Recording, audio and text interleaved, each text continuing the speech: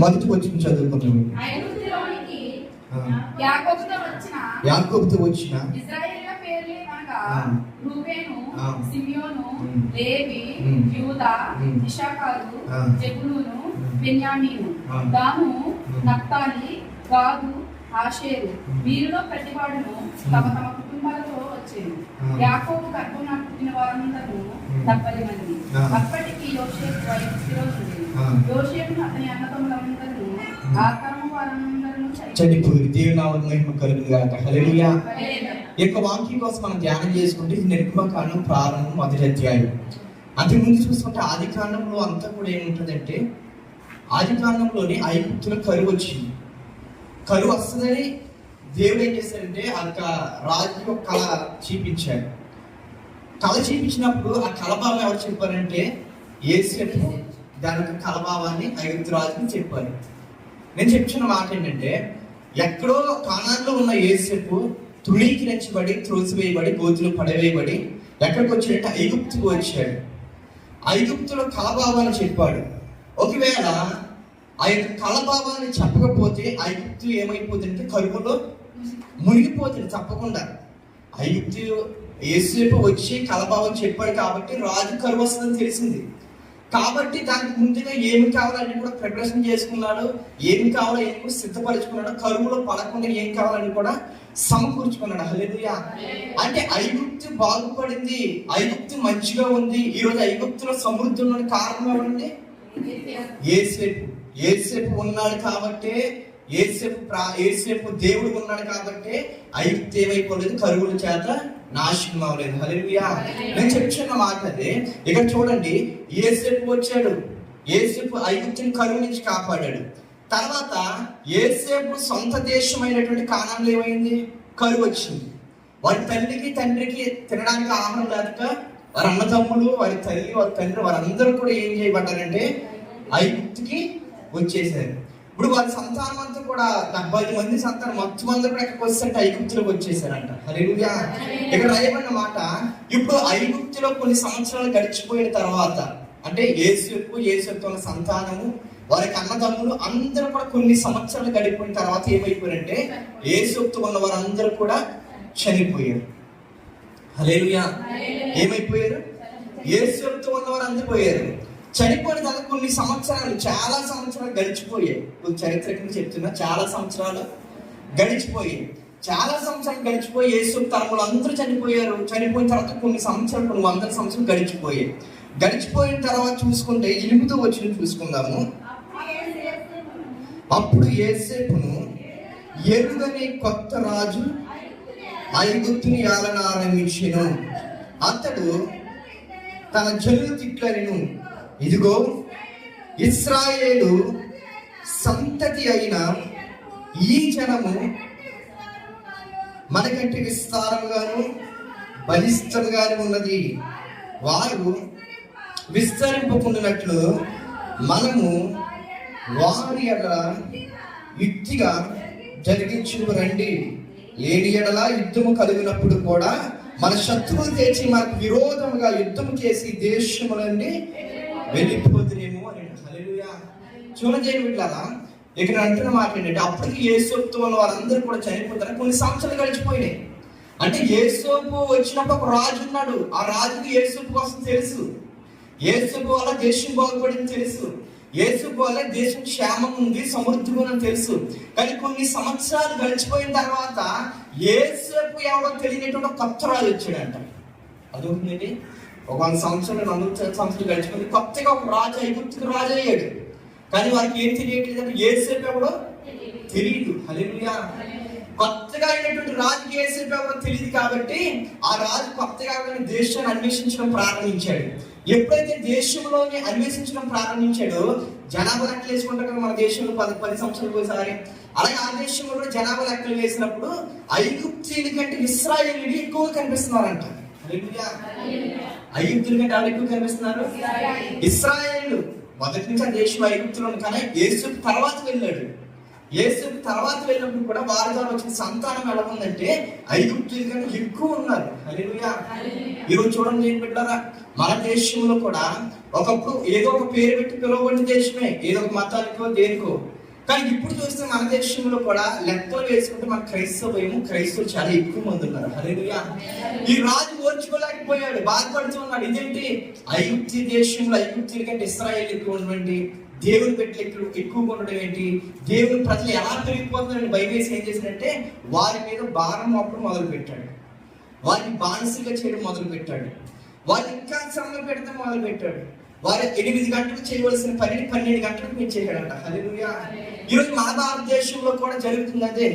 ఏం జరుగుతుంది, యేసుకు తెలియనటువంటి రాజులు మన దేశాన్ని ఏలుతున్నారు. అక్కడ ఎలాగైతే యేసుకు తెలియని రాజులు ఏలుతున్నారో మన దేశాన్ని కూడా యేసు అంటే దేవుడికి తెలియని రాజులు ఏడు. దానికోసమే ఏమంటున్నారంటే చాలా మంది క్రైస్తవ్యం పెరిగిపోతుంది, క్రైస్తవులు పెరిగిపోతున్నారు, స్వార్థ పెరిగిపోతుంది, సంఘాలు పెరిగిపోతున్నాయి అనేసి అనేకమైన మాటలు అంటూ ఈరోజు క్రైస్తవ్యాన్ని అనేక మంది హింసలు పెడుతున్నారు. లేదండి, ఇప్పుడు ఇశ్రాయేలు ఎలాగైతే శ్రమలు పడుతున్నారో ఈరోజు మన రేషన్ కార్డు కోసం మనకి ఎవరు, ఎందుకని మన క్రైస్తవులు అని కొన్ని పథకాలు మనకు రానవారు, కొన్ని చేయనవారు, ఎందుకని క్రైస్తవులు అని. హల్లెలూయా. ఇంకా మనం బయటికి వెళ్తే మీరు ఎవరంటే బ్రిటిష్ వాళ్ళ దేవుడిని నమ్ముకున్నారు, మీరు బ్రిటిష్ వాళ్ళ దేవుడిని నమ్ముకున్నారు, ఇతర దేశాల దేవుడిని నమ్ముకున్నారు. మీ దేవుడు 1850 వచ్చిన బ్రిటిష్ వాళ్ళతో పాటు వచ్చారు, మా మీద ఎప్పుడో నుంచి ఉన్నాము అనేసి చాలా మాటలు మనకు వినపడుతూ ఉంటాయి బయటికి వెళ్ళి. అవునంటారు కాదంటారా? ఎనిమిది బాగా ఉపయోగపడుతుంది. హల్లెలూయా. ఇదైతే నన్ను గుట్టిగా చెప్పట్లేదు, సువార్తను అనుభవంతో చెప్తుంది. హల్లెలూయా.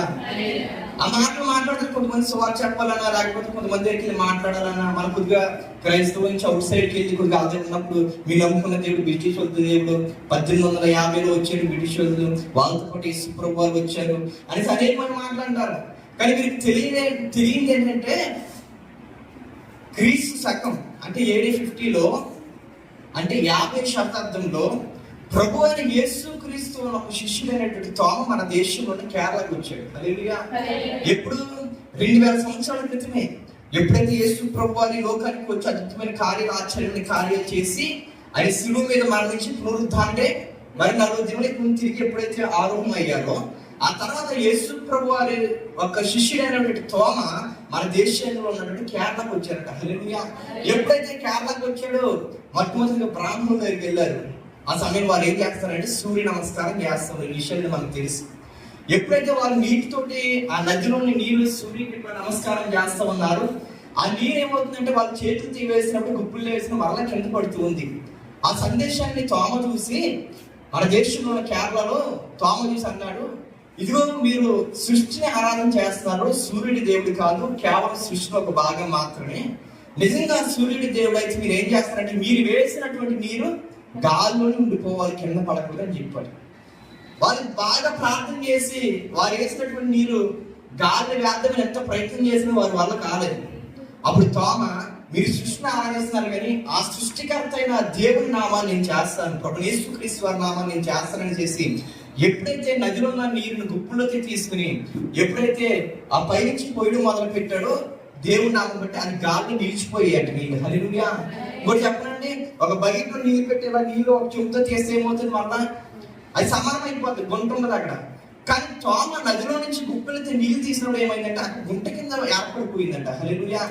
ఈ అద్భుతాన్ని చూసినటువంటి బ్రాహ్మణులు మొట్టమొదట మన దేశంలో క్రైస్తవ్యాన్ని అంగీకరించారు, ప్రభు యేసుక్రీస్తు వారిని అంగీకరించారు. హల్లెలూయా. హల్లెలూయా. కాబట్టి చెప్తున్నాను ఏంటంటారా, ఈ రోజు మనల్ని కూడా బ్రిటిష్ వాళ్ళ దేవుడు, ఇతర మతస్థుల దేవుడు మీరు ఆరాధన చేస్తున్నారు, నమ్ముకుంటూ ఉన్నారు అనేసి అంటున్నారు. కానీ వీరికి తెలియదు ఏమని, ఒకప్పుడు మన దేశానికి తోమ వచ్చాడండి. హల్లెలూయా. నేను చెప్తుంది మీకు అర్థమవుతుందా? అక్కడ ఏం జరుగుతుంది, ఐగుప్తులో యేసేపు వచ్చాడని వారికి తెలియక యేసేపుని ఏలినటువంటి రాజులు ఇశ్రాయేలు ప్రజల్ని ఇబ్బంది పడుతున్నారు. మీరు వేరే దేశం నుంచి వచ్చారు, మీరు వేరే దేశం నుంచి వచ్చి ఇక్కడ బతుకుతున్నారు, మీరు వేరే దేశం నుంచి వచ్చి ఇక్కడ బానిసలుగా ఉన్నారు అని అప్పట్లో ఎలాగైతే ఐగుప్తీయులు ఇశ్రాయేలుని హింస పెడుతూ ఉన్నారో ఈ రోజు క్రైస్తవులు కూడా ఏం చేస్తున్నారంటే అదే రీతికి హింస పెడుతూ ఉన్నారు. హల్లెలూయా. అలాంటి వారికి మనం చెప్పాలి, మా దేవుడు 1850లో వచ్చినటువంటి వాడు కాదు, కానీ ఆయన పునరుత్థానుడైనటువంటి తోమ అనే ఒక దైవజనుడు మన దేశానికి వచ్చాడు. హల్లెలూయా. ఆయన ద్వారానే అప్పట్లో 2000 సంవత్సరాల క్రితమే మన దేశానికి సువార్త వచ్చిందని చెప్పాలి. కేరళ నుంచి చెన్నై వెళ్తూ ఈ యొక్క తోమ దగ్గరగా 12 మందిరం కట్టాడు. అప్పట్లోనే అందరూ బ్రాహ్మణులు, ఎవ్వరు లేదు. ఈ రోజుకి మన దేశంలో అధిక మంది, కేరళలో అనేక మంది బ్రాహ్మణులు దేవుని స్వార్థను ప్రకటిస్తున్నారు, అనేక మంది నమ్ముకున్నారు. హల్లెలూయా. ఆ తర్వాత చూస్తూ ఉంటే అక్కడ బాగా ఇశ్రాయేలు ప్రజలు హింసలు పెడుతూ ఉన్నారు. ఈ రోజు మనల్ని కూడా ఎంతో మంది హింసలు పెడుతూ ఉంటారు దేవుని నమ్ముకున్నామని, ఎంతో మంది శ్రమలు పడతారు దేవుని నమ్ముకున్నామని. హల్లెలూయా. అదే రీతిగా అక్కడ కూడా ఇశ్రాయేలు ప్రజలు ఏం చేయబడుతున్నట్టే బానిసల నుండి హింసలు పడుతూ ఉన్నారు. చూడండి 12వ వచనానికి వస్తే,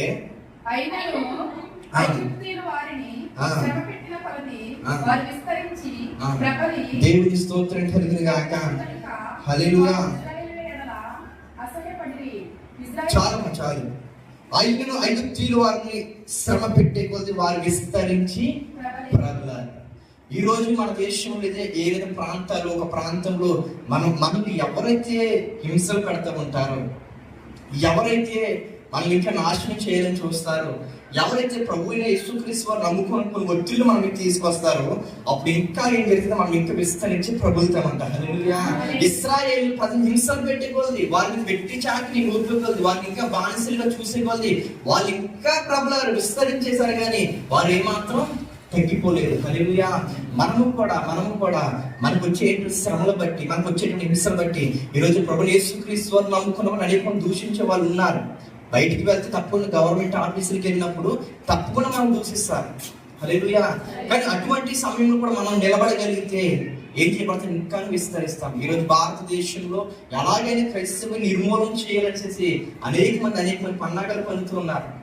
కానీ నేను అంటున్న మాట ఏంటంటే, ఎవరైతే మనం హింసలు పెడతారో, ఎవరైతే మనం శ్రమలు పెడతారో, మనం శ్రమ పెట్టే కొద్ది ఆ శ్రమకు మనం లోబడగలిగితే, దేవుని ప్రార్థించగలిగితే మనం అంతకన్నా అధికంగా మనం విస్తరిస్తామంట. హల్లెలూయా. హల్లెలూయా. ఇంకా ఏం జరుగుతుందంటే, ఇంకా ఐగుప్తు యొక్క రాజు ఇశ్రాయేలు ప్రజలు ఎలాగైనా నాశనం చేసేది. అర్థమవుతుందంటే ఏం చేయాలి, ఇశ్రాయేలు ప్రజలు వారి దేశంలో ఉండడానికి వీల్లేదు కాబట్టి హింసలు పెట్టాడు, శ్రమలు పెట్టాడు. ఎన్ని పెట్టినా సరే ఏమైందంటే వారు ఇంకా విస్తరించారు, కానీ వారు ఏమాత్రం కూడా తగ్గలేదు. హల్లెలూయా. ఆ తర్వాత ఏం చేస్తూ ఉన్నాడంటే, వారిని ఎలాగైనా నాశనం చేయాలని 15వ వచనం చదవండి.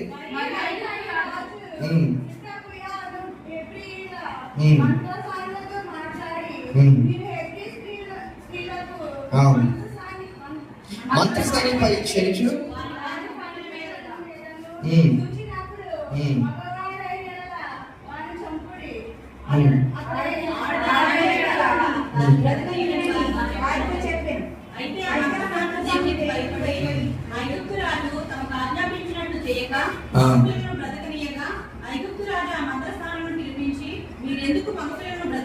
చాలమ్మా. హల్లెలూయా. ఈ ఐగుప్తు రాజు ఏం చేసినంటే శ్రమలు పెట్టాడు, హింసలు పెట్టాడు. ఎన్ని పెట్టినా సరే ఏ మాత్రం ఇశ్రాయేలు ప్రజలు ఏమైపు బెదిరిపోలేదు, వారి యొక్క సహనం తగ్గిపోలేదు. హల్లెలూయా. ఇప్పుడు ఏం చేస్తున్నాడు, మంత్ర ప్రయోగం చేస్తున్నాడు ఇశ్రాయేలు ప్రజల మీద, చాటుబల్ల ప్రయోగం చేస్తున్నాడు ఇశ్రాయేలు ప్రజల మీద. దేవుని బిడ్డల మీద ఏం చేస్తాడంటే, ఎలాగైనా సరే వారికి పుట్టేటువంటి మగబిడ్డను చంపమని ఏం చేస్తాడంటే ఒక మంత్ర ప్రయోగాన్ని ప్రయోగిస్తూ ఉన్నాడు.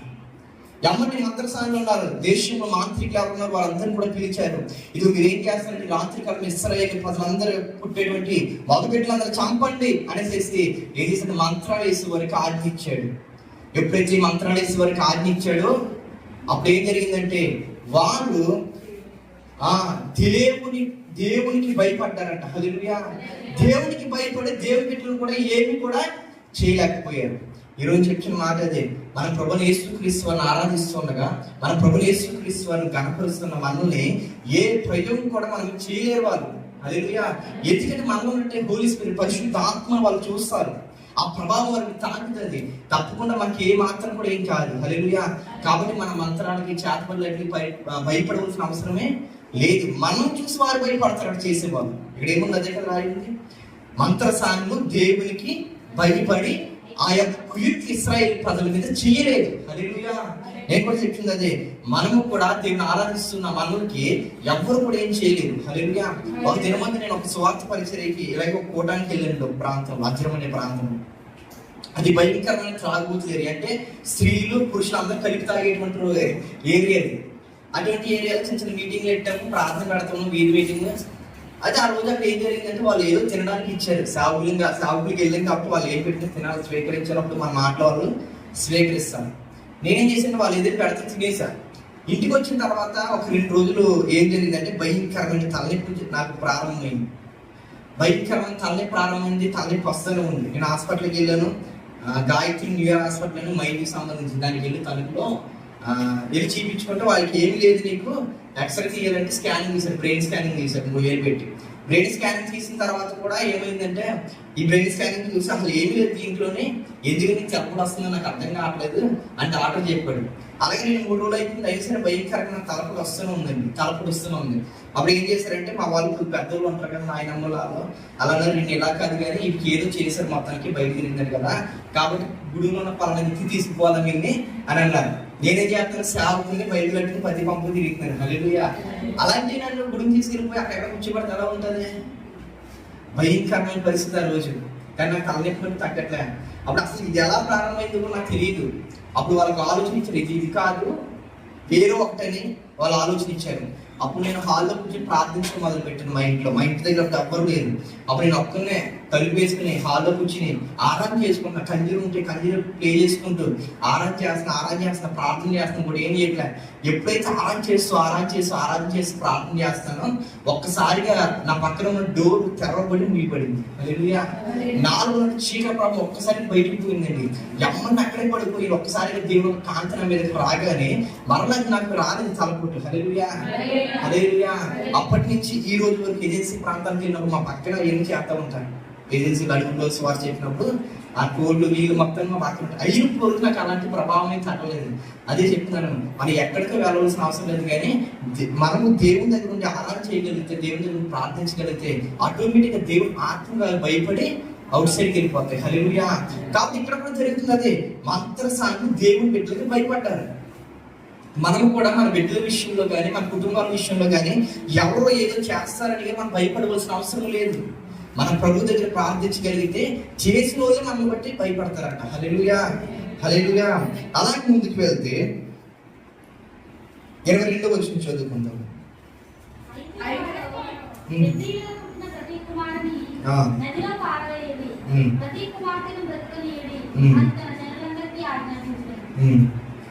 చదువు 2వ వచనం 2వ అధ్యాయం కూడా చదువు. ఆ స్త్రీ గర్భవతి కుమారునికని వాడి సుందరుడైనట చూచి 3 నెలలు వారిని దాచెను. తరువాత ఆమె వారి దాచిపెట్ట వారి కొరకు ఒక జొమ్ము పెట్ట తీసుకుని దానికి చిక్కమలో నీళ్లను పోసి అందులో ఆ పిల్లవాడిని పెట్టి ఏటి ఎట్టని జమ్ములో దానిని పోసి అందులో పిల్లవాడిని పెట్టి ఏటి ఎట్టని జమ్ములో దానిని ఉంచగా వానికి ఏది సంభవించినో తెలుసుకున్నటకు వాని యొక్క దూరముగా నిలిచిపెట్టెను. హల్లెలూయా. దేవుని నామం మహిమ కలుగుగాక. ఇశ్రాయేలు రాజు మొత్తం ఏం చేసి వారి మీద వెట్టి భారాలు మోసాడు. అది ఏమాత్రం వాళ్ళు చేయలేకపోయింది. ఇంకా వాళ్ళు ప్రబలాలు విస్తరించారు. తర్వాత మంత్ర ప్రయోగం చేశారు. అది కూడా ఇశ్రాయేల్ ప్రజలకు ఏమాత్రం హాని చేయలేదు. ఇప్పుడు ఏం చేస్తారంటే ఇశ్రాయేల్ ప్రజలు ఉన్నట్టు మగబెట్టుకుని చనిపోయిన మళ్ళీ ఒక ఆజ్ఞ తీసుకొచ్చాడు. హల్లెలూయా. ఎప్పుడైతే ఒక ఆజ్ఞ తీసుకొచ్చాడో అలా ఆజ్ఞ తీసుకొచ్చి అలా జరుగుతూ ఉండగా లేవి వంశస్థుల్లో ఉన్నటువంటి ఒక కుమారుని ఏం చేశారంటే ఆ తల్లి దాచిందంట. హల్లెలూయా. అది చాలా భయపడింది. అయ్యో, లేవి వంశస్థుడు అంటే యేసుపు యొక్క 3వ కుమారుడు లేవి. యేసుపు ఉన్న 3వ కుమారుడు నుంచి వచ్చిన వంశస్థుడు ఈ యొక్క వ్యక్తి, చిన్న బిడ్డ. ఈయన ఎలాగైనా సరే బయట తెలిస్తే ఏమవుతుందని చంపేస్తారు. కాబట్టి దాడి అనిస్తే ఏం చేసింది, జమ్ము పెట్టి తీసుకుని దాన్ని కీలు పోసి మంచిగా ఉంచి ఏం చేసింది, నది ఒడ్డున పెట్టింది. హల్లెలూయా. ఎవరు? తల్లి ఏం చేసింది, ఒక జమ్ము పెట్టి తీసుకుని దాన్ని మంచిగా కీలు పోసి నది దగ్గర విడిచిపెట్టిందంట. హల్లెలూయా. హల్లెలూయా. అయితే నేను చెప్తున్న మాట, తల్లి నది దగ్గర విడిచిపెట్టింది కానీ తన అక్కకిచ్చి పంపించింది. ఆ యొక్క విధానం తన అక్కడిచ్చి పంపించి విడిచిపెట్టింది. ఇప్పుడు తల్లి ఇంటికాడు ఏం చేస్తారంటే రోగం చేస్తుంది. అయ్యో, ఏ తల్లికైనా బాధ ఉంటుందిగా. తెలియని ఒక కుమారుడు ఎక్కడో నదిలో ఉన్నాడంటే ఏమో జలప్రాణి ముంచవచ్చు, కెరటాలు సరిగ్గా రాకపోతే మునిగిపోతారేమో, ఎంత కీలు పూసినా సరే ఒకసారి కీలు పోవచ్చేమో, చెప్పలేము. అటువంటి పరిస్థితులు ఉన్నటువంటి ఆ యొక్క నదిలో ఉన్నటువంటి పరిస్థితి అలా జరుగుతుంది. తల్లి ఇంటికాడ ఎంతగానో బాధపడుతూ ఉంది. కానీ ఏం చేస్తుందంటే తన అక్క దూరం నుంచి వానికి ఏమి సంభవించినని చూస్తూ ఉందంట. హల్లెలూయా. ఈరోజు నేను చెప్తున్న కూడా మాట అదే. మన పిల్లలు ఎక్కడెక్కడో ఉంటారు, మన బిడ్డలకు స్కూల్కి వెళ్తూ ఉంటారు, ఏవేవో చేస్తూ ఉంటారు. ఈ యొక్క ప్రపంచం అంతా కూడా, మన దేశం అంతా కూడా ఒక జలప్రలయం లాంటిది. హల్లెలూయా. ఎలాంటిదంటే ఒక జలప్రలయం లాంటిది, పాపం నుండి నిండిపోయినటువంటి జలప్రలయం లాంటిది. అటువంటి జలప్రలయం లాంటి మన యొక్క ప్రపంచంలో మన బిడ్డని ఒక జమ్ము పెట్టి లాంటి విధానంలో ప్రార్థనలు మనం పెంచుతూ ఉన్నాం, వాళ్ళు పంపిస్తూ ఉన్నాము. ఎక్కడెక్కడికో పంపిస్తున్నాము, వేరే వేరే ప్రాంతాన్ని పంపిస్తున్నాం, ఇక్కడి నుంచి పాల్గొని పంపిస్తున్నాము, లేకపోతే వేరే వేరే రాష్ట్రంలో ఎక్కడెక్కడో పెడుతూ ఉన్నాము. కానీ వారు ఎక్కడ ఉన్నా సరే మన ఇంటికాడ ఉన్న తల్లి మటుకు బాధే ఉంటుంది, దుఃఖం ఉంటుంది. హల్లెలూయా. అమ్మ ఏమైపోతున్నాడు ఏంటో తిరిగి వచ్చేదాకా, మళ్ళీ పొద్దున స్కూల్కి వెళ్ళేటప్పుడు రాత్రి వచ్చేదాకా కంగానే ఉంటుంది. ఎవరంటారు కాదంటారా? హల్లెలూయా. అయితే ఇక్కడ ఏం జరుగుతుందంటే తల్లి అలా కంగారు పడుతుంది, కానీ అలా అక్కంట వాళ్ళకి ఏమి సంభవించినట్టు కనుచుమప్పు మేరలో చూస్తూ వాళ్ళని కనిపెట్టుకుంటుందంట. హల్లెలూయా.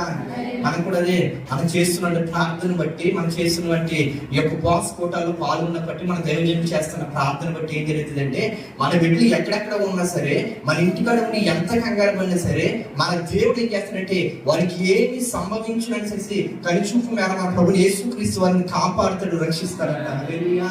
హల్లెలూయా. చూడు, వాళ్ళ అక్క అక్కడి నుంచి విడిచిపెట్టి వెళ్ళిపోలేదు, అక్కడే ఉంది. అయ్యో నా తమ్ముడు ఏమైపోతాడో, కానీ నీరు వస్తుందేమో, కెరటాలు వస్తాయేమో, కొట్టుకుపోతాడేమో, ఎవరికైనా తెలిసిపోతుందేమో, కానీ ఐగుప్తు తిరిగే తెలిసిపోతాడేమో, నా తమ్ముడే హెబ్రీయుడు అనేసి అని అక్కడే ఉండి ఏం చేస్తుందంటే కనిపెట్టుకుంటుంది. హల్లెలూయా. అక్కడ వాళ్ళ తల్లి లేదు, కానీ వారి అక్కని కనిపెట్టుకుంటుంది. అలాగే మన విషయాలు కూడా, మన కుమారుల విషయాలు, మన బిడ్డల విషయాలు కూడా ఒకేలా మనం అక్కడ లేకపోవచ్చేమో, కానీ మనం ఆరాధిస్తున్న దేవుడు తప్పకుండా వారి మధ్య నుండి వారు కనిపెడుతూనే ఉంటాడు. హల్లెలూయా. కోడి రెక్కల చాటు తన పిల్లల్ని ఎలాగైతే కాపాడుతుందో, కాల్స్తుందో, అలాగే మన దేవుడు కూడా మన బిడ్డను అలాగే కాపాడుతాడు. హల్లెలూయా. హల్లెలూయా. అలా ముందుకు వెళ్ళిపోతూ ఉండగా ఆ బిడ్డకి ఎలాగైనా కాపాడాలి అనే విషయంలో వెళ్ళిపోతూ ఉన్నప్పుడు ఏం జరిగిందంటే 6వ వచనంలో చూసినప్పుడు, ఆ పిల్లవాడు ఏడ్చుండగా వచ్చి వాని యందు కనికరించి, నేను హెబ్రీయుల పిల్లలలో ఒకడను. అప్పుడు వాని అక్క ఫరో కుమార్తెతో, నీ కొరకు ఈ పిల్లవాడిని పెంచుటకు నేను వెళ్ళి హెబ్రీ స్త్రీలో ఒక రాతిని పిలుచుకొని వస్తున్నా అన్నాను. అందుకు ఫరో కుమార్తె వెళ్ళమని చెప్పగా ఆ చిన్నది వెళ్ళి ఆ బిడ్డ తల్లిని పిలుచుకొని వచ్చెను. ఫరో కుమార్తె ఆమెతో, ఈ బిడ్డను తీసుకొని పోయి నా కొరకు వానికి పాలించి పెంచును, నేను నీకు జీతం ఇచ్చదని చెప్పగా ఆ స్త్రీ ఆ బిడ్డను తీసుకొని పోయి పాలించి పెంచు. దేవుని నామమునకు మహిమ కలుగుగాక. హల్లెలూయా. చూడండి దేవుని బిడ్డలారా, మామూలుగా ఈ బిడ్డ వారి ఇంట్లో ఉంటే ఏం జరిగేదంటే తప్పకుండా ఏం జరిగేదంటే ఐగుప్తులు వచ్చి చంపేసేవారు. తప్పకుండా చంపేసేవారు. కానీ ఈ బిడ్డను ఏం చేసిన తల్లి తీసుకెళ్ళి ఒక జలప్రలయంలో పెట్టింది, ప్రమాదకరమైన స్థలంలో పెట్టింది. అయినప్పుడు కూడా దేవుడు ఏమయ్యిందంటే వానికి కాపుదలగా ఉన్నాడు. హల్లెలూయా. కాపుదలగా ఉన్నాడు. అలా జరుగుతూ ఉండగా ఈ యొక్క ఐగుప్తి రాజు అయినటువంటి తన కుమార్తె రాణి ఏం చేసిందంటే ఆ ప్రాంతానికి వచ్చింది. ఆ ప్రాంతానికి వచ్చినప్పుడు ఆ నదిలో దిగినప్పుడు ఈ యొక్క కుమారుని యొక్క కేకలు వినబడటం మొదలు పెట్టాడు. ఈ యొక్క ఎప్పుడైతే కేకలు వినబడుతుంది, తన అక్క అక్కడే ఉంది కదా, ఎవరిని చూసి తీసుకొచ్చింది రాణి దగ్గరికి. తీసుకొచ్చినప్పుడు ఇతను ఎవరు అని ఆలోచన చేసినప్పుడు ఇతడు హెబ్రీ కుమారుడు అయి ఉంటాడు అనేసి చెప్పింది. ఎప్పుడైతే ఆ రాణికి హెబ్రీ కుమారుడు అయి ఉంటాడనేసి తన అక్క చెప్పిందో, అప్పుడు హెబ్రీ స్త్రీలలో ఒకరిని తీసుకురామన్నప్పుడు ఆ చిన్నది ఏం చేసింది తెలియగా ఈ చిన్న కుమారుడు యొక్క తల్లినే తీసుకొచ్చిందంట. హల్లెలూయా. హల్లెలూయా. ఏం చేసిందంటే ఆ చిన్న కుమారుని తీసుకెళ్ళి పాలిచ్చి పెంచి పెద్దవానికి వేసింది. హల్లెలూయా. నేను చెప్తున్న మాట, కుమారుడు దూరం అయ్యాడని బాధపడింది, దుఃఖపడింది, ఎంతో వేదన చెందింది. కానీ ఏం జరిగిందంటే మరలా అతనికి ఒకవేళ అలా కుమారుడు దూరం అవ్వకపోతే తప్పకుండా ఐగుప్తు విషయంలో నాశనం అయ్యేటోడు. కొన్నిసార్లు మన బిడ్డలను బట్టి మనం ఎంతో బాధపడతాము. నేను కూడా ఈ ప్రాంతాన్ని విడిచిపెట్టిన తర్వాత దీని ఆశీర్వాదం చూశాను. ఇంకా ఈ ప్రాంతంలో ఉంటే అదే స్నేహాల్లో అదే బ్రతుకులు ఉండేటోడు. హల్లెలూయా. ఎప్పుడైతే ఈ ప్రాంతం విడిచిపెట్టానో దీని ఆశీర్వాదం చూశాను. అలాగే ఇక్కడ కూడా తన కుమారుని విడిచిపెట్టిన తర్వాత మరలా దేవుడు ఏం చేసినట్టే మరలా ఆ యొక్క క్షేమం నుంచి తన కుమారుడిని తల్లి దగ్గరికే చేర్చాడు. హల్లెలూయా. ఎందుకంటే నాశనం రాలేదు, నాశనం రాకుండా తల్లి దగ్గరికి చేర్చబడ్డాడు. ఆ తర్వాత చెప్తున్న మాట ఏంటంటే ఆ బిడ్డ పెద్దవాడైన తర్వాత ఆమె ఫరో కుమార్తె యొద్దకు అతను తీసుకొని వచ్చాను. అతడు ఆమె కుమారుడు ఆయను. అతనికి మోషే అని పేరు పెట్టెను. ఆ దినములలో మోషే పెద్దవాడై తన జనుల యొద్దకు పోయి హల్లెలూయా. చూడండి బిడ్డలారా, ఆ కుమారుని మరలా తీసుకొచ్చినప్పుడు ఏమైందంటే ఆ కుమారుడు ఆయనకి ఏమయ్యాడంట, కుమారుడు అయ్యాడు. హల్లెలూయా. ఎక్కడో ఎందుకు పనికిరాని మోషే, ఎక్కడో జమ్ముపెట్టులో ఉన్న మోషే, ఎప్పుడో చనిపోవలసిన మోషే ఈ రోజు ఏమైపోయాడంటే రాణికి ఏమైపోయాడంటే కుమారుడు అయ్యాడు. హల్లెలూయా. రాణికి కుమారుడు అంటే రాజుకి ఏమైపోయాడు, మనుడు అయిపోయాడు. దేవుని నామమున మహిమ కలుగుగాక. ఎక్కడో ఉన్నవాడు, ఎక్కడో లేవి వంశస్థులో ఒక విలువైబడిన దేశం, వాని కాని దేశం, ఇది హెబ్రీయుడు, ఇది ఇశ్రాయేలు, ఎందుకు పనికిరానుడు, మన దేశంలోకి వచ్చి బానిసత్వముడు ఇది తింటున్నారని చేసి ఎన్నో మాటలు పడినటువంటి మోషే ఈ రోజు ఎక్కడ ఉన్నాడంటే అదే దేశపు రాజు యొక్క ఇంట్లో ఉన్నాడంట. హల్లెలూయా. హల్లెలూయా. అదే చెప్తాం, కొన్ని సమస్యలు, ఇరుకులు, ఇబ్బందులు మన కుమారులకి మనకు దూరమైన పరిస్థితులు కొన్ని వస్తాయి.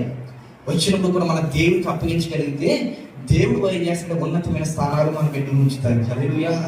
హల్లెలూయా. అలా వెళ్తూ ఉన్నప్పుడు ఇప్పుడు మోషే ఏమైపోయాడంటే అర్థమైపోయింది మోషేకి.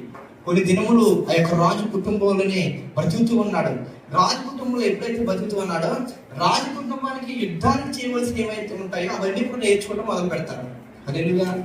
చూడండి, రాజు కుటుంబంలో ఉన్న వాళ్ళు ఊరుకుని ఉంటారా? ఇప్పుడు సీఎం గారు ఉన్నారు, 10 మంది కూడా నాదంటూ ఉంటారా? ఉండరు. మంచిగా బాడీ గార్డ్లు ఉంటారు వాళ్ళకి. హల్లెలూయా.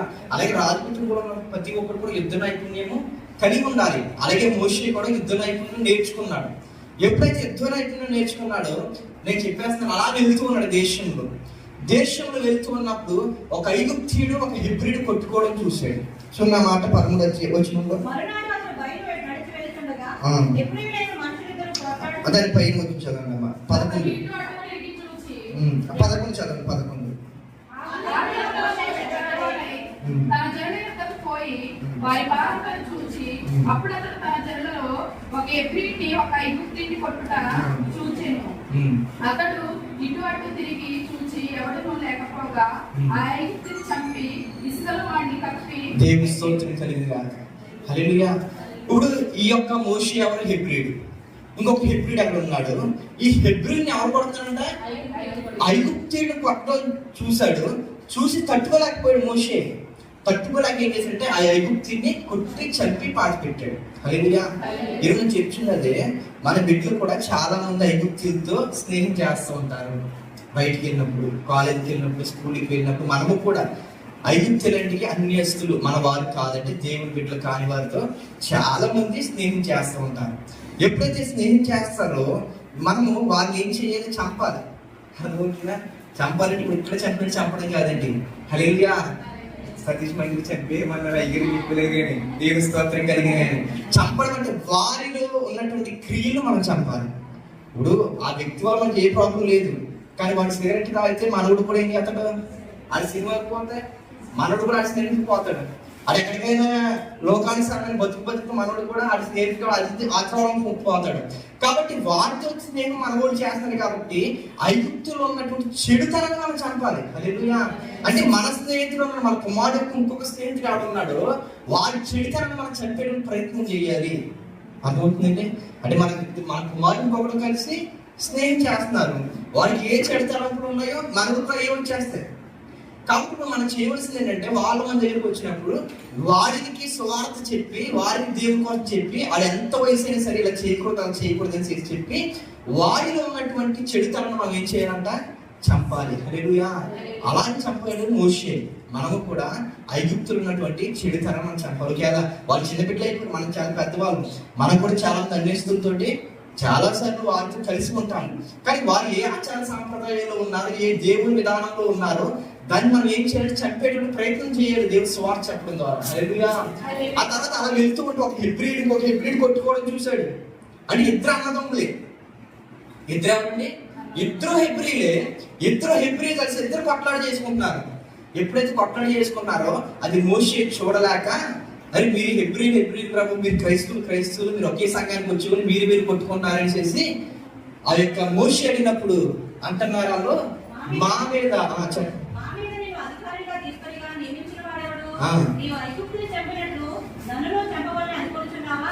దేవుని స్తోత్రం కలిగింది కాక. చూడండి, ఒక ఇద్దరు హెబ్రీయులు కొట్టుకున్నట్టే వీళ్ళు మోసే సర్ది చెప్తున్నాడు. సర్ది చెప్తుంటే వాళ్ళు ఏమన్నారు, మా మీద నిన్ను అధికారిగాను తీర్పుగాను నియమించిన వాడు ఐగుప్తుని చంపేసే కానీ మమ్మల్ని కూడా అట్లా చంపేస్తావా అని అంటున్నారు. హల్లెలూయా. చాలా మంది మన మీద కొట్లాట్లు వచ్చినప్పుడు, మనకి సమస్యలు వచ్చినప్పుడు, మన సంఘాల్లో ఎవరో ఒకరు మనం చెప్తారు. చెప్పుడు మనం తీసుకోలేదు. ఏదంటే మనం చెప్పడం ఏంటి, ఏంటి చిన్నోడు కాదు నాకు చెప్పడం ఏంటి, నువ్వేమో నాకు చెప్తారు కానీ నీ అత్తగారికి చెప్పట్లేదు, అప్పుడు మనం నీకు అట్లా జరిగింది కదా ఇలా జరిగింది కదా చేసి మనమే వేరే ఊరి కోసం చెప్తారు. అంటే మనోడి మీద మనం ఏం చేస్తున్నామంటే నెప్పం మోపుతున్నాం. హల్లెలూయా. నేను కూడా చెప్తుంది అదే, చాలా సార్లు మన వాళ్ళు మనం మిస్అండర్స్టాండింగ్స్ వచ్చినప్పుడు ఏం చేయాలంటే మన వాళ్ళు చెప్పినప్పుడు మనం తప్పకుండా తీసుకునే ప్రయత్నం చేయాలి. హల్లెలూయా. తప్పకుండా తీసుకునే ప్రయత్నం చేసుకుంటే తప్పకుండా మనం ఆశీర్వదించబడతాం.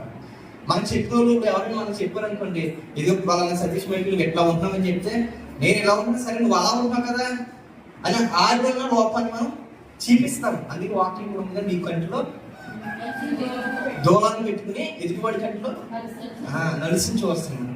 మనకు కూడా చాలా సార్లు మన చెప్పినోడు ఏదో చెప్తుంది కానీ వాడు మన కంటిలో దూలం పెట్టుకుని వాడు దాంట్లోనే నలిసించి చూపిస్తాం. హల్లెలూయా. ఇక్కడ కూడా జరుగుతుంది అదే.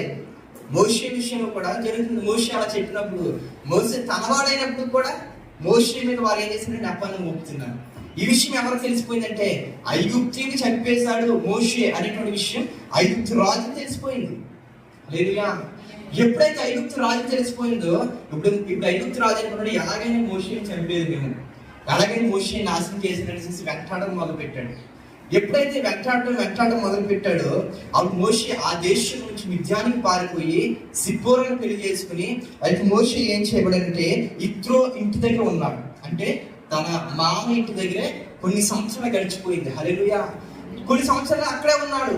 అయితే ఇశ్రాయేలు ప్రజలందరూ కూడా ఐగుప్తుని బానిసలుగా బతుకుతున్నారు. ఎక్కడి నుంచి జాగ్రత్తగానండి, ఇశ్రాయేలు ప్రజలందరూ ఎక్కడ ఉన్నారు, ఐగుప్తులు ఇంకా బానిసలుగానే ఉన్నారు. ప్రార్థన చేస్తూ ఉన్నారు, ఎంతో కన్నీరు కారుస్తూ ఉన్నారు దేవుణ్ణి. అయ్యా ఈ శ్రమ నుంచి మమ్మల్ని విడిపించండి, ఈ బానిస బతుకు నుంచి మమ్మల్ని విడిపించండి అనేసి ఇశ్రాయేలు ప్రజలందరూ అక్కడ ప్రార్థిస్తూనే ఉన్నారు.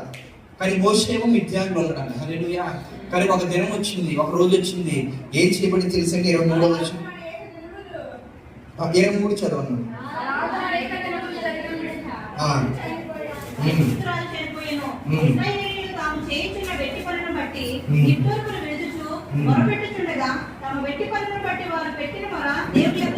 దేవుని స్తోత్రం కలుగును గాక. హల్లెలూయా.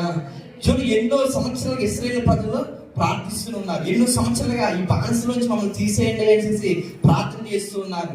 అలా ప్రార్థన చేస్తుండగా ఒక దినమంది ఏమైందంటే ఐగుప్తు రాజు ఏమయ్యాడంట, చనిపోయాడు. మోషేని చంపాలనుకున్న రాజు చనిపోయాడు. ఇశ్రాయేల్ ఇబ్బంది పెట్టాలనుకున్న రాజు చనిపోయాడు.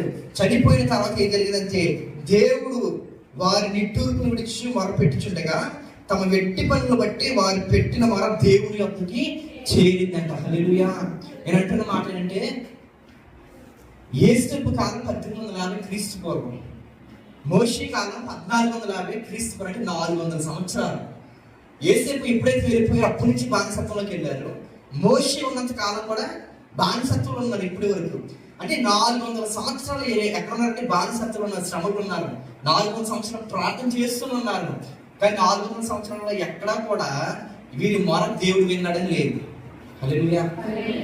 కానీ 400 సంవత్సరాల తర్వాత ఆ రాజు చనిపోయిన తర్వాత వారి మొర దేవుని వద్దకు చేరిందంట. హల్లెలూయా. నేను అంటున్న మాట అదే.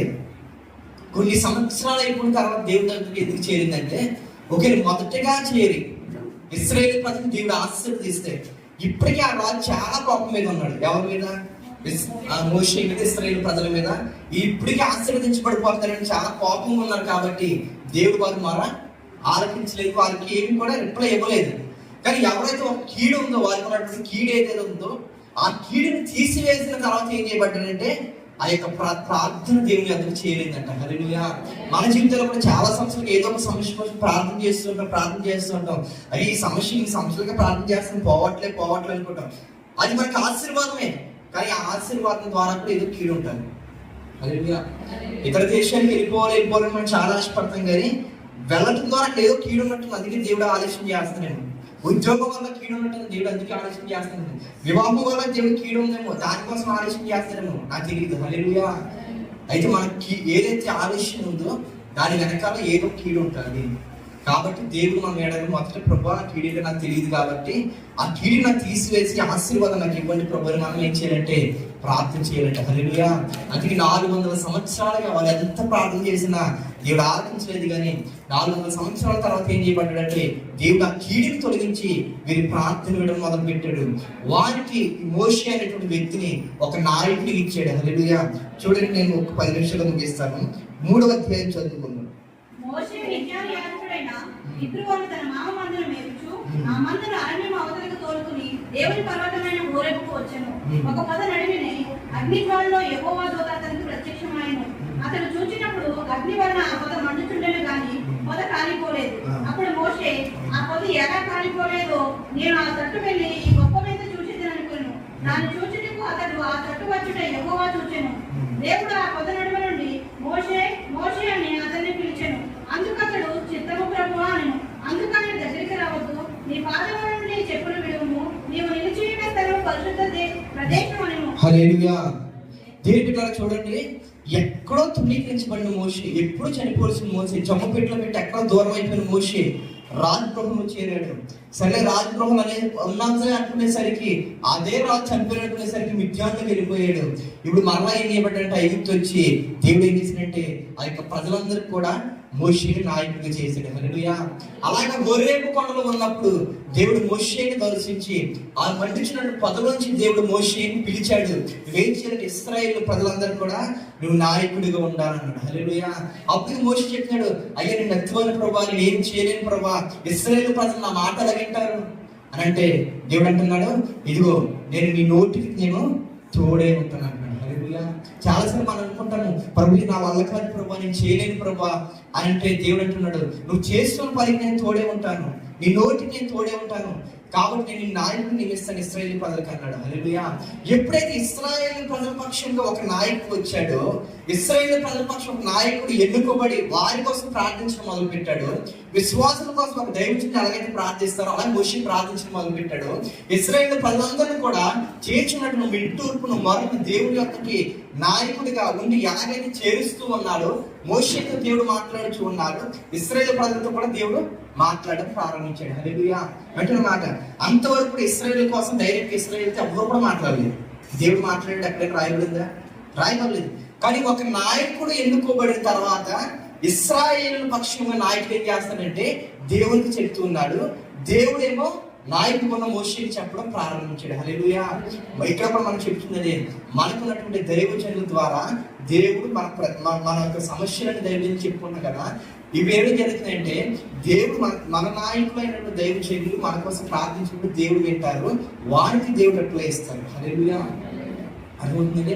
మనం ఎంత ప్రార్థన చేస్తున్నామో, దేనికోసం ప్రార్థన చేస్తున్నామో ఆ విషయాలన్నింటిని బట్టి మన పక్షం ఒక నాయకుడు ఒక దైవజనుడు ఏం చేస్తారంటే దేవుడి దగ్గరికి చేరుస్తారు, దేవుడు మన నాయకుడి దగ్గర చేరుస్తారు. హల్లెలూయా. హిజ్కియా విషయంలో అదే జరిగింది. హిజ్కియాకి యెషయా వెళ్ళి, అయ్యో నువ్వు చనిపోతావు దేవుడు నాకు చెప్పాడు అన్నారు. హిజ్కియా కన్నీళ్ళు కాచి ప్రార్థన చేశాడు. ఇప్పుడు కన్నీళ్ళు కాచి ప్రార్థన చేసిన తర్వాత దేవుడు ఏమన్నా హిజ్కియాతో, హిజ్కియా నేను ఆయుష్ పెంచాను కాకుండా బ్రతుకుతో దేవుడు చెప్పాడు హిజ్కియాతో? చెప్పలే. మరలా యెషయా దగ్గరికి వెళ్ళి, ఇదిగో నువ్వు వెనక్కి వెళ్ళు, నేను మరలా హిజ్కియాకి నేను ఆయుష్ 15 సంవత్సరాలు అగస్టం పెంచానని చెప్పమన్నాడు. హల్లెలూయా. ఎట్లా ఎవరికి ఇచ్చాడు? దైవజనుడికి ఇచ్చాడు. దేవుని స్తోత్రం కలిగిన గాక. హల్లెలూయా. ఎలాగైతే మనకు ఒక దైవజనులు ఉన్నారు, ఆ దైవజనులు ఒక నాయకుడు ఉన్నారు, ఆ నాయకుడికి చేసిన దేవుడి ప్రతి ప్రత్యక్షత మన కోసం పొందుకుంటారు, మన కోసం ప్రార్థిస్తూ ఉంటారు. హల్లెలూయా. అలాంటి దైవజనులు నేను మనకి ఇచ్చాను. దేవుని స్తోత్రం కలిగిన గాక. నా విషయంలో ఒకసారి అయ్యగారు ఒక మాట చెప్పాను. ఇప్పుడు కాదు, ఒక ప్రారంభంలో, ఇప్పుడంటే ఒక 2017 సమయంలో నేను చర్చికి ఇక్కడ బాప్తిస్మం తీసుకుని వెళ్ళిన తర్వాత ఒక కొరియర్ దాంట్లో జాయిన్ అయ్యాను. డిగ్రీ చదువుతూ ఉండగానే కొరియర్ సెలవులు వస్తాయి మధ్యలో 2 నెలలు కొరియర్ దాంట్లో జాయిన్ అయ్యాను. కొరియర్ దాంట్లో జాయిన్ అయిన తర్వాత ఒక రోజు అయ్యగారు ఫోన్ చేశారు. అక్కడ ఆదివారం కూడా పని చేయలేదు నేను తమిళలో. ఒకసారి అయ్యగారు ఫోన్ చేసి ఏమన్నారంటే, నాన్న ఎలా ఉన్నా ఏంటని అడిగి ఆదివారం ఫోన్ చేశారు. ఆదివారం సాయంకాలం వెళ్ళాం ఈ రోజు మందిరానికి అన్నాను. ఎవరైతే అయ్యారు అన్నాను. ఎందుకు వెళ్ళలేదండి, ఇళ్ళలో జాయిన్ అయిన అయ్యారు కాబట్టి ఒక 2 నెలల నుంచి నేను వెళ్ళట్లేదు, వచ్చినానికి నాకు మళ్ళీ కాలేజ్ పెట్టేది కూడా అప్పటి నుంచి వెళ్తాను ప్రారంభిస్తాను, పని మానేస్తాను. పైగా ఒక మాట చెప్పారు, నువ్వు ఏదైతే దేవుని మందిరం మానేసి పని చేస్తున్నావో తప్పకుండా ఆ నష్టం నువ్వు చూస్తావు అన్నాడు. అర్థమవుతుంది. ఆ నష్టాన్ని నువ్వు చూస్తావు కాబట్టి నువ్వు అలా చేయకు, నీకు అన్నీ తెలుసు కాబట్టి నువ్వు ముందు ప్రార్థన చేయాలన్నారు. నిజంగా చెప్తున్నాను, 2 నెలలు పని చేశాను కదా, 1 నెల సార్లు బాగా వచ్చింది, ఇంకో నెల సార్లు కోసం ఇంకో సంవత్సరం తిని రాలేదు ఇప్పుడు దాకా. హల్లెలూయా. అయ్యగారు నాకు చెప్పిన మాట ప్రవచనాత్మకంగా ఈ రోజుకి అదే జరిగింది. హల్లెలూయా. అప్పటి నుంచి దేవుని మందిరం మాట్లాడడానికి ఇష్టపడను, నేను స్తోత్రం కలిగింది కాక. అలాగే దైవజనుడు మాట ప్రతిదీ కూడా నెరవేర్చబడుతుంది మన జీవితంలో. అలాగుండగా వారి నాయకుడు ఏం చేసింటే ఇశ్రాయేలు పక్షంగా ప్రార్థిస్తూ ఉన్నప్పుడు, ఇశ్రాయేలు పక్షంగా వారందరి మొదలు తీసుకెళ్లి దేవునికి ఇస్తున్నప్పుడు చివరి మాట చెప్తున్నాను. 7వ వచనం చదువుతాము. మరియు యెహోవా ఇట్లనెను, నేను ఐగుప్తులో ఉన్న నా ప్రజల వారిని నిశ్చయముగా చూచితిని. పనుల్లో తమను కష్టపెట్టి వారిని బట్టి మా పెట్టిన వారిని వింటిని. వారి దుఃఖములు నాకు తెలిసే ఉన్నవి. చదవండి. ఇశ్రాయేలు ప్రజలుగా నా యొద్దకు చేరినది. ఐగుప్తీయుల వారిని పెట్టుచున్న హింస చూచితిని. కాగా రమ్ము, నిన్ను ఫరో యొద్దకు పంపెదను. ఇశ్రాయేలీయులైన నా ప్రజలను నీవు ఐగుప్తులో నుండి తోడుకుని పోవలెనని. దేవుని స్తోత్రం కలిగింది గాక. ఒక నాయకుడు ఎప్పుడైతే ప్రార్థించడం మొదలు పెట్టాడో అప్పుడు దేవుడు చెప్తున్నాడు ఏమంటే, ఇదిగో వాళ్ళు ఎంతగానో బానిసత్వం చేసుకుంటాడో నేను చూశాను, వారి కష్టాలు నేను చూశాను, కాబట్టి వారి ప్రార్థన అయితే చేరింది కాబట్టి నేను నీ ద్వారా వాళ్ళు ఏం చేస్తాను, విడుదల దయచేస్తాను అన్నాడు. హల్లెలూయా, హల్లెలూయా. కాబట్టి ఒక ఇశ్రాయేలు ప్రజలు అంతగా బానిసత్వంతో ఉన్నటువంటి వారికి విడుదల ఎలా వచ్చిందంటే ఒక నాయకుడి ద్వారా, ఒక దైవజనుడి ద్వారా, దేవుడికి మొరపెట్టడం ద్వారా వారికి విడుదల వచ్చింది. హల్లెలూయా. నేను చెప్తున్నదే, మన పక్షంగా ప్రార్థిస్తున్నాడు దైవజనుడు. ఎన్నో సంవత్సరాలు మన ఎన్ని సమస్యలు ఉన్నా సరే దేవుడు ఏం చేస్తాడంటే తప్పకుండా మనం విడుదల దయచేస్తాడు. 400 సంవత్సరాలుగా వారికి ఎటువంటి పరిస్థితి లేదు, ఏ రెప్పులు లేదు, దేవుడి దగ్గర నుంచి ఏమి రాలేదు. కానీ ఎప్పుడైతే ప్రార్థించిన ఒక దైవజనుడు ప్రార్థన చేశారు వారి పక్షంగా, అప్పుడు వారికి రెప్పులే వచ్చింది దేవుడి దగ్గర నుంచి. వారి కన్నీరు దేవుడు తుడిచాడు, వారి సమస్యల నుంచి దేవుడు ఏం చేశాడంటే విడిపించాడు. అట్టి కృప దేవుడు మనం దయచేయంగా. ఆమె ఇప్పుడు చెప్పండి, ఇశ్రాయేలు ప్రజలు ఐగుప్తికి అవ్వచ్చారు, యేసు పేరున్నటువంటి ఎరుగని ఒక కొత్త రాజు వచ్చాడు. హల్లెలూయా. ఎందుకంటే ఇప్పుడు ఏళ్ళ మీద బాగా పెట్టుకున్నాడంటే ఐగుప్తుల కంటే ఇశ్రాయేలు దేవుళ్ళు బాగా పెరిగిపోతున్నారు. నాశనం చేయాలని ఏం చేసిన మొదట వాళ్ళకి పని భారం పెంచాడు, సమయాన్ని పెంచాడు, శ్రమ పెట్టడం మొదలు పెట్టి, శ్రమ పెట్టే కొద్ది వీళ్ళు ఏం చేయబడ్డారంటే విస్తరించారు. ఇదేమి పని అవ్వట్లేదు ఏం చేసిన తర్వాత మంత్ర ప్రయోగం చేతబడులు చేశాడు. అదేమి కూడా వీళ్ళు ఏం చేయలేదు, వారే చేసే వాళ్ళే వీరికి భయపడ్డారు దేవుని బిడ్డని. అలా వెళ్ళిపోతే మన దగ్గర మగ బిడ్డని చంపమన్నప్పుడు మోషేని దేవుడు ఏం చేశాడంటే దాచాడు జమ్మపెట్టు. హల్లెలూయా. దాచాడు. కనుచూపు మేర దేవుడు ఏం చేశాడంటే మోషేని కాపాడుకున్నాడు. చివరికి వాళ్ళకు ఉన్నటువంటి ఒక కీడు, రాజు అనేటువంటి కీడు ఏం చేశాడంటే దేవుడు తొలగించి ఆ ఇశ్రాయేలు ప్రజలందరూ మనకు కూడా దేవుడు విన్నాడు, వారికి ఒక నాయకుడిని దయచేశాడు. వాటన్నిటిని కూడా దేవుడు రక్షించాడు. ప్రార్థన చేసుకుందాం. కృపగల దేవా యేసయ్యా నీకు వందనాలు, స్తోత్రాలయ్యా. ఈ సమయంలో ప్రభావం నన్ను నిలబెట్టుకుని కొన్ని మాటలు ధ్యానం చేయడానికి, ఇశ్రాయేలు కోసము, మోషే కోసం ధ్యానం చేయడానికి మీరు ఇచ్చిన అవకాశాన్ని బట్టి నీకు స్తోత్రాలు నాయన. అయ్యా ఇదిగో తండ్రి దేవా, ఇశ్రాయేలు పక్షంగా ఒక నాయకుడిని నిలబెట్టారు, నీకు వందనాలు. ఇదిగో తండ్రి దేవ, యేసుకు ఎరిగినటువంటి రాజు అవనయ్య మా దేశంలో కూడా తోమలు ఎరిగినటువంటి అనేక మంది బిడ్డలు తండ్రి దేవ, ఇదిగో మీ దేవుడు ఈ లోకంలో దేవుడు ఈ మధ్య వచ్చిన దేవుడు వేరే దేశానికి సంబంధించిన వాడు అనేసి ఎంతమంది అవహేళన చేస్తున్నారయ్యా. కానీ 2000 సంవత్సరాల క్రితమే తోమ ఈ దేశానికి వచ్చేయా, సువార్తను ప్రకటించడం, అనేక మందిని మార్చారయ్యా, నీకు వందనాలు, స్తోత్రాలయ్యా. మీరందరూ కూడా ఆ యొక్క విషయం తెలియడే మీరు కృప చూపించండి అయ్యా, నీకు వందనాలు, స్తోత్రాలయ్యా. ఇదిగో మా దేశంలో కూడా ఎంతమంది క్రైస్తవులు పెరిగిపోతున్నారు అనేసి ఎన్నో హింసలు పెడుతున్నారు, బాధ పెడుతున్నారు, హింసిస్తూ ఉన్నారు అయ్యా, నీకు వందనాలయ్యా. అయ్యా ఎలాగైతే ఇశ్రాయేలు ప్రజలు హింసించే కొద్ది అయ్యా ఇంకా విస్తరించారు అయ్యా, మా దేశంలో బిడ్డలు కూడా ఇంకా విస్తరించాలయ్యా, నీకు వందనాలయ్యా. క్రైస్తవులు ఇంకా విస్తరించాలయ్యా, మందిరాలు కట్టబడాలి, సంఘం కట్టబడాలి, సువార్త ఇంకా విస్తారంగా ప్రకటించబడాలయ్యా, నీకు వందనాలు, స్తోత్రాలు. ద్వారములు తెరవండి అయ్యా. ఇశ్రాయేలు ప్రజలు తండ్రి దేవా ప్రబలినట్టు విస్తరించినట్లు మా దేశంలో క్రైస్తవ్యము అయ్యా దేవుని బిడ్డలు విస్తరించాలయ్యా. నూతనమైన వారు దేవుని దేవుని నమ్ముకోవాలయ్యా. నూతనమైన వారు తండ్రి దేవా అయ్యా దేవుని నామాన్ని బట్టి బాప్తిసం పొందుకోవాలయ్యా. నీకు వందనాలు స్తోత్రాలయ్యా.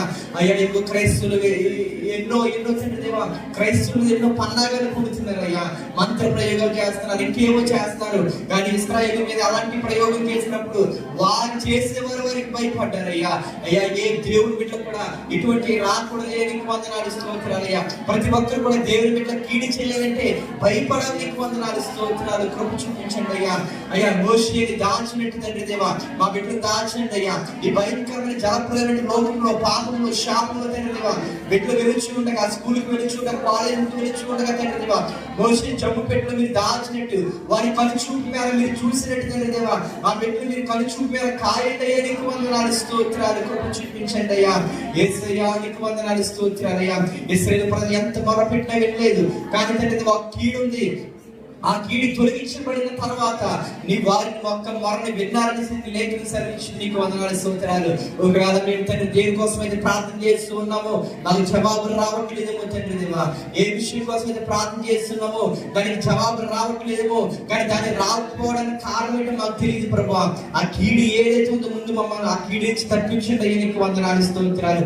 ఏస్తున్నాం ఆ కీడి నుంచి మమ్మల్ని తప్పించండి అయ్యా. నీకు వందనాలు స్తోత్రాలు అయ్యా. అయ్యా ఇశ్రాయేలు ప్రజలకు రాజు అనేటువంటి కీడిని మీరు తొలగించారు.